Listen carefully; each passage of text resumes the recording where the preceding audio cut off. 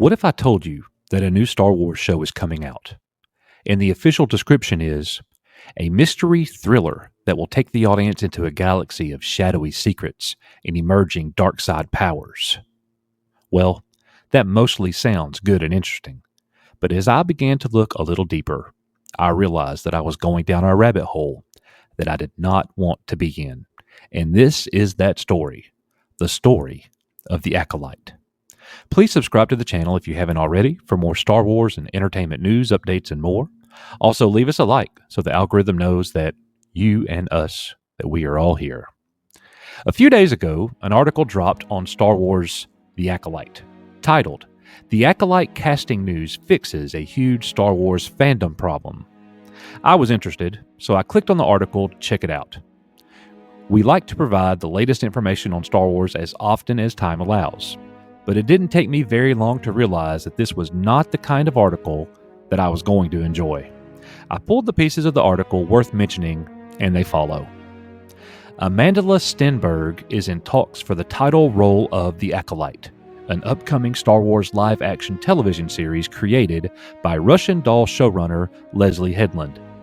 When the show was announced in 2020, many fans objected to the series being described as female-led, seemingly because Rey, a female character, led the last 3 Star Wars movies.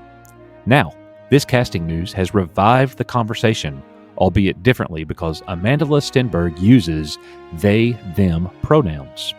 In a statement on Tumblr in 2016, Stenberg wrote that they/them pronouns make them feel comfortable.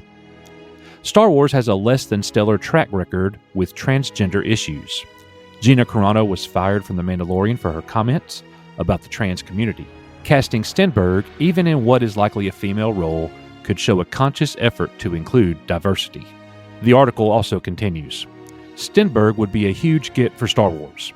Not only would they be the first non-binary actor to lead a Star Wars project, but they would also join Rosario Dawson as Ahsoka in being a black protagonist in a Star Wars series.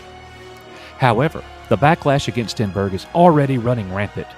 They're rarely referred to with they/them pronouns, and YouTuber John Campea released a now-deleted statement saying he would not cover the casting announcement in fear of misgendering Stenberg and facing flack from fans. Campea's statement, of course, made many fans upset. His decision was blatant gender discrimination. If Stenberg was cisgender, he wouldn't have made this decision. So guys, that comes to us from Inverse.com from a writer that also identifies as non-binary. Now, we don't know too much about The Acolyte, other than Leslye Headland is the showrunner. Headland, best known for directing raunchy comedies including Bachelorette, Sleeping with Other People, and co-creating Russian Doll. But there is so much good Star Wars happening right now, the question is, can The Acolyte join alongside the Favreau and Filoni productions and be something that the fans enjoy? Well, let's look at everything we know so far.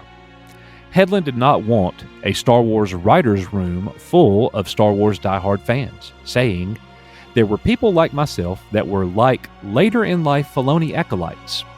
I literally had one writer that was like, I have never seen any of the Star Wars movies." Headland continued, "It was so great because I would really love to know from someone who is not fully immersed in this fandom, what do you think about the pitch we just made?" Okay, so Headland didn't start liking Star Wars until late, and she's putting together a writing team that is overall ignorant of Star Wars lore, and the media is backing this up, saying Headland can do what she wants because The Acolyte predates George Lucas and the original prequel trilogies. So much about this era is unknown. Well, when I started looking into The Acolyte a little deeper, I noticed that Rayne Roberts joined The Acolyte as co-developing the series alongside Headland. Not knowing much about Roberts, other than she's been at Lucasfilm since right after the Disney purchase. First, I see that she is the Vice President of Film Development, and was involved in the creative development of Star Wars Rebels, as well as The Force Awakens, The Last Jedi, Solo, A Star Wars Story, and The Rise of Skywalker. When it was first announced that Roberts was joining the show, she had the following to say. "I kind of see if Star Wars is a religion. I like to think of my show as a tent revival. You can come over if you want to. We're going to be talking about some cool stuff. There's going to be some things we haven't discussed in canon yet. There are going to be some characters you don't know about. I would love for you to join us. I would love for you to be interested in it. If it's not your thing, the cool thing about Star Wars right now is there's so much you can align yourself with and get invested in, but if you don't like it, that's fine. So Rayne Roberts just said to us, there's so much Star Wars that is out there that you can align yourself with it. So if you don't like The Acolyte, that's fine. It's interesting to me that she chose to use the word align in this statement.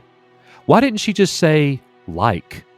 Because align means to give support to a person, organization, or a cause. I think she's way off on comparing Star Wars to camp meeting or tent revivals that were popular in the 18th and 19th centuries.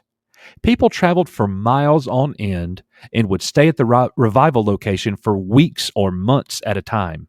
Literally, everyone was there. Star Wars hasn't been like that since we saw The Force Awakens premiere. That feeling has been gone since the debut of The Last Jedi, for the majority of us anyways. So this comment from Rayne Roberts was somewhat disturbing to me, but I decided to dig a little deeper. Roberts has also served and been a leader on the Lucasfilm Story Group. When asked about how she went about getting started working with Star Wars, she said the following. I was working in another production company in Los Angeles, and then I got to meet Kiri Hart, who's our head of story at Lucasfilm, and I went by her office. She was working for Kathy at the time, at Kennedy Marshall in Santa Monica, and I walked in, and there was a giant Indiana Jones poster there, and I remember thinking, like, what am I doing here? This is so weird. And there was a giant Indiana Jones poster there, and I remember thinking, like, what am I doing here? This is so weird. Because of an Indiana Jones poster? Are you serious? That is very intriguing to me. Also, in a 2016 interview that can be found at fangirlblog.com, Rayne Roberts said that there will be an exciting announcement soon about a diversity initiative in England where the movies were being filmed.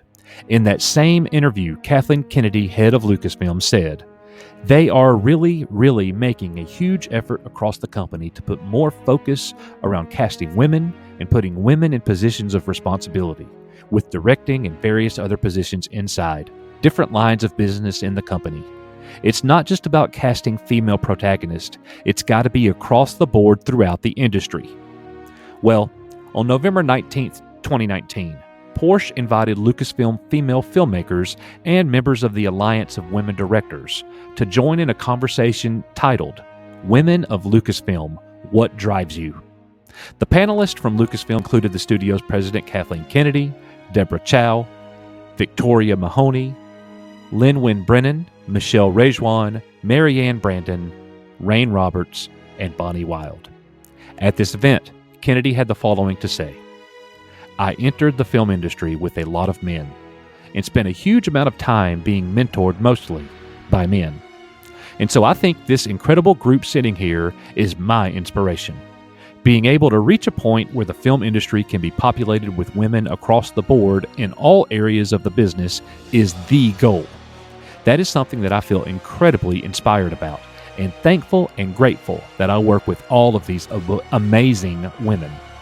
Then, Rayne Roberts said the following, "As we develop new stories and new characters, our job is to maintain the emotional legacy of Star Wars, but add more that speaks to the filmmaker's own interest and experience. That helps it feel fresh." Guys, honestly, the more I dig into the people involved with The Acolyte, the more uncomfortable I get. I think based on the words coming directly from Kennedy, Headland, and mostly Roberts, The Acolyte is being developed for a particular demographic, and I think it's more than likely not going to be my demographic. And for that reason alone, I don't believe that The Acolyte is something that I am looking forward to at all. Thank you for watching. Let me know your thoughts in the comments, and we are, you are, Echo Base Network. May the Force be with you, and I'll see you on the next one.